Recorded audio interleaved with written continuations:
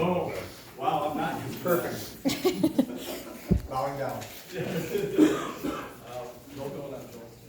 Anyways, again, thanks for everybody for coming out. And I'm just gonna spend a few minutes going through some of these. Obviously, the list could be a whole lot longer. There's lots of things we can talk about. I'll certainly entertain any questions as we go through this. But these are some points that I want to put out there. Some of them are kind of new, if you will. And we'll talk about closing your doors. There's a new kind of program out in the world that is called Close Before You Doze.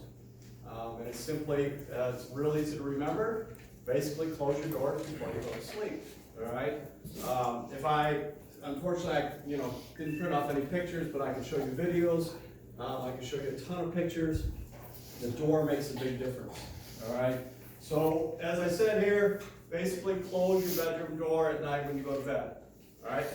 If you've got one of those where you've got that cat that goes in or out, or you've got little ones or whatever like that, and you don't really want to latch it, get it like 98% of the way closed. It's still going to slow things down.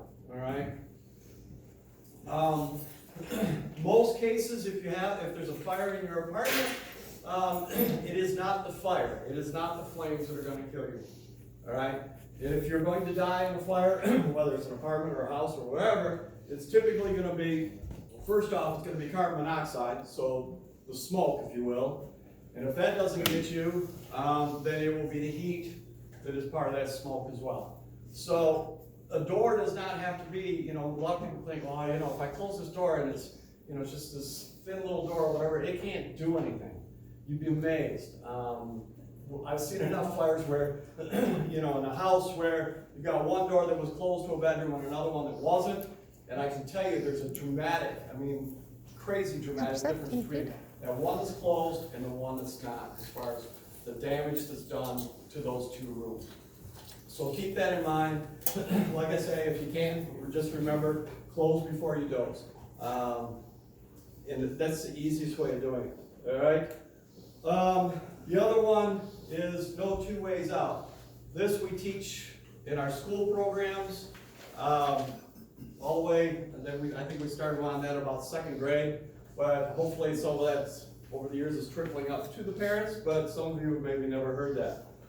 In your apartments, this is probably even a little more critical, but it's also not a bad idea to know wherever you go, all right? So even sitting in this room, you're at a wedding reception somewhere, you got a large venue or whatever like that. Human nature says if something happens in here, if a grenade goes off in that hallway back there, 99% of you in this room are still going to try to go out the back door.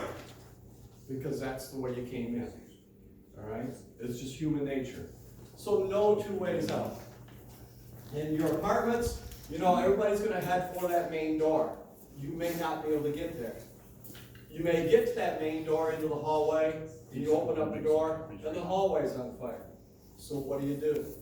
All right? So you need to know those other ways out of your apartment. All of you have a window in your bedroom, and as far as I know, everybody has a patio door, correct? So those are two other ways. No? Oh, not on the lower levels. So, okay. On the lower levels, you need to, so you need to be aware of that. If you decide to, now I got 2 points in here. If you decide to go to that bedroom window, close that bedroom door behind you. Again, that's going to slow down the heat, the smoke that's coming in there. And it may not be perfect in there. Some smoke may have already gotten in there. But if nothing else, it's going to limit that smoke travel and the heat travel. And it's going to give you a few minutes to catch your breath, collect your thoughts, and figure out, do you have to go out the window? Are you going to go and jump out that second-story window? No, you don't necessarily have to do that. Get over there, get the window open, get some fresh air. The problem is, like I say, remember to close that door behind you. If you don't close that door behind you, and you open up that window in your bedroom, you will essentially pull that fire to you. So you don't want to do that, all right? So when you go to that window, make sure that bedroom door is closed and latched, all right? If you have children, And so you're in a second bedroom, or you have a 2-bedroom or whatever like that. Figure it out. Husband, wife, boyfriend, girlfriend, however your living arrangements are, whatever it is, figure it out. If there's a fire, where are we going? Again, talk this through with your children, talk it through with your spouse, your roommates, those kinds of things. Especially with children, the temptation is one person goes one way to find the kids, another person goes another way to find the kids, and next thing you know, we've got big problems because neither one of you find the kids because you haven't talked about it beforehand. So talk about it ahead of time. If you go out on the patio door, okay, so if you end up going out from the patio door onto the balcony, same thing. Close that door behind you. Oh, that door is your barrier. It's your protection.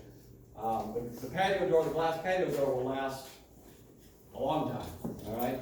Your bedroom door, though, if you have, are there hollow core doors on the bedrooms?